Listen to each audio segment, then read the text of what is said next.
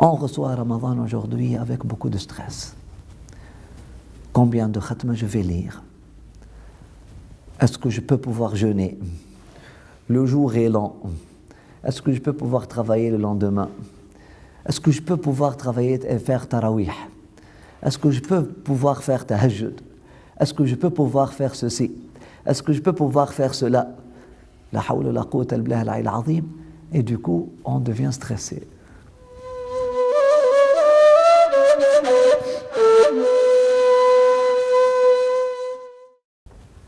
Et là, on se bloque. Et là, on se ferme les portes. Et là, lorsque Ramadan vient, on se sent, on n'est pas prêt. Je ne suis pas préparé pour Ramadan. J'aurais dû prendre congé le mois de Ramadan. J'aurais dû faire ceci, j'aurais dû faire cela. Et on perd l'occasion de se réjouir, de s'ouvrir les portes, de dire Alhamdulillah pour l'entrée de Ramadan. En plus, culturellement parlant, dans notre société moderne, nous avons perdu la festivité de Ramadan. On voit la festivité peut-être dans les centres commerciaux. Il y a des soldes qui s'annoncent, même en France.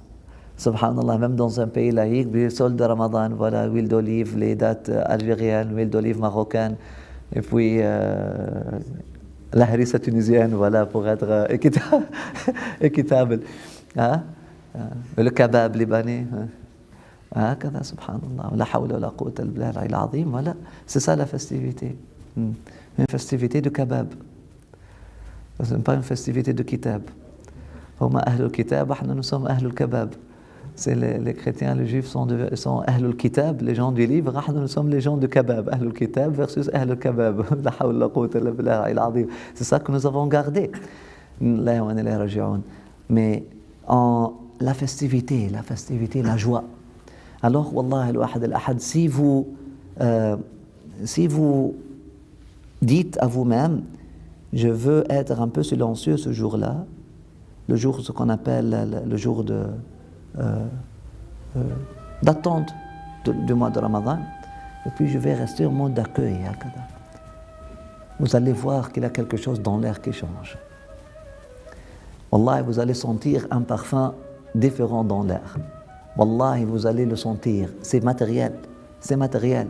Parce que lorsqu'on parle des anges, mes chers frères et sœurs, les anges ne sont pas quelque chose qui n'est pas matériel. Les anges, c'est fait d'une matière qu'on ne peut pas toucher, mais c'est une matière.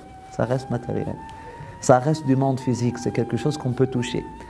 C'est quelque chose qu'on peut toucher. C'est quelque chose qui peut nous donner de l'énergie. Nous avons perdu cette festivité-là dans nos cultures. À Tarim, c'est toujours le cas. Subhanallah, j'ai vécu un instant, c'était une fois j'étais là lorsque le mois de Ramadan est rentré. Et là, subhanallah, imaginez les enfants, tout le monde va sur la montagne pour regarder le hilal. Tout le monde, tout le village sont sur la montagne. Les femmes restent dans les maisons pour préparer, etc. Mais les adultes et les enfants sont sur la montagne. Et là, lorsque c'est le mois de Ramadan, ils allument leurs chandelles, leurs bougies et leurs flambeaux. Et puis ils descendent de la montagne. Et subhanallah, on dirait que les étoiles sont en train de descendre de la montagne. Et puis ils descendent. Marhaban ya shahra Ramadan, marhaban shahra al-ibada, marhaban ya shahra Ramadan, marhaban shahra sa'ada. Et puis ils chantent des hymnes et des hymnes. Bienvenue le mois de Ramadan, bienvenue le mois de chercher la face d'Allah, bienvenue le mois du bonheur. Et puis ils commencent à, dans cette cantation-là, dans cette chanson-là, ils commencent à réciter tous les hadiths. Voilà, hada shahrun yarhamu fihi ibada. Et puis le jahannam awsaduha bil wisada. Etc. Subhanallah, il parle comment les portes du paradis sont ouvertes, les portes de l'enfer sont fermées. Mais c'est un festival. Et vous pensez pourquoi le prophète sallallahu alayhi wa sallam nous donne nous décrit tout ce monde-là auquel on n'a pas accès intellectuellement. Pourquoi tous ces hadiths qui nous parlent de les portes de l'enfer sont fermées, les portes du paradis sont ouvertes. Les anges descendent et sont plus nombreux que les graines du sable. Et pourquoi? C'est inaccessible. C'est un monde inaccessible intellectuellement. Si le but était juste pour...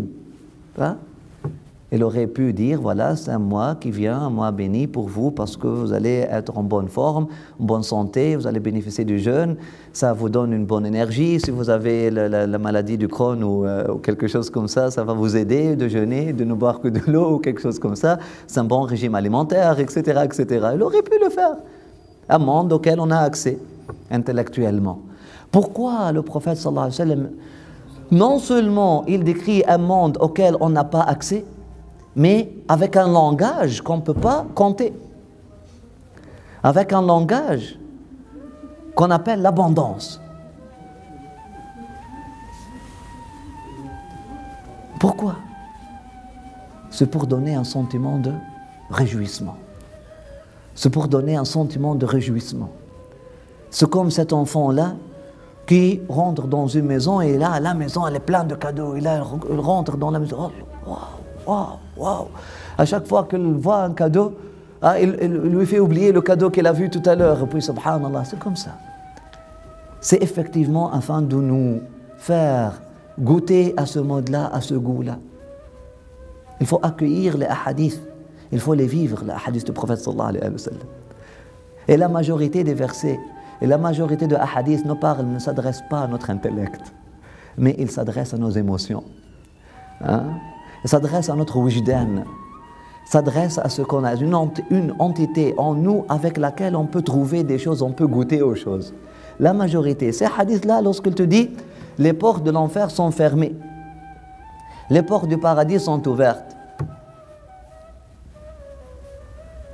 les anges descendent. Tu peux goûter à ceci, mais tu peux pas le peser intellectuellement, tu peux pas l'apprécier intellectuellement, mais tu peux l'apprécier de façon émotionnellement. Ça parle à ton énergie, ça parle à ton énergie, ça parle à ton innocence, ça parle à l'enfant en toi, ça parle afin que tu puisses te réjouir de la ta'a d'Allah subhanahu wa ta'ala, afin que tu puisses te réjouir de cette rahma abondante, de cette grâce qui te vient d'Allah subhanahu wa ta'ala. Donc l'obligation numéro 1, si on veut, il faut être content de la rahma d'Allah subhanahu wa ta'ala. Allah subhanahu wa ta'ala dit قُلْ فَبِفَضْلِ اللَّهِ قُلْ بِفَضْلِ اللَّهِ وَبِرَحْمَتِهِ فَبِذَلِكَ فَلْيَفْرَحُوا هُوَ خَيْرٌ مِمَّا يَجْمَعُونَ. Dis, ya Muhammad, dis, dans la grâce d'Allah subhanahu wa ta'ala abondante et la rahma d'Allah subhanahu wa ta'ala et la miséricorde et la proximité et la générosité, tout ça c'est la rahma d'Allah subhanahu wa ta'ala, ça se traduit pas en un seul mot, et l'amour inconditionnel d'Allah subhanahu wa ta'ala, qu'ils se réjouissent. Et cette réjouissance-là est encore meilleure de toutes les actions qu'ils sont en train d'amasser. Un moment de jouissance dans l'ibada, un moment de ladha de l'ibada est meilleur que 1000 jours de ibada, sans ladha. Un moment de jouissance, une sajda durant laquelle tu as accès aqrabu ma yakunu ilayya al-abd wa huwa sajid, une sajda durant laquelle tu goûtes la proximité d'Allah subhanahu wa ta'ala. Tu goûtes, c'est pas seulement la proximité durant laquelle tu goûtes que tu es plus proche d'Allah subhanahu wa ta'ala, en ce moment-là, subhanallah. Cette jouissance, ce goût, huwa khayru mimma yajma'un, est plus beau et a plus de valeur de toutes les actions qu'ils sont en train d'amasser. Un tafsir de cette ayah-là. Donc, huwa, ça revient sur leur contentement. Huwa khayru mimma yajma'un.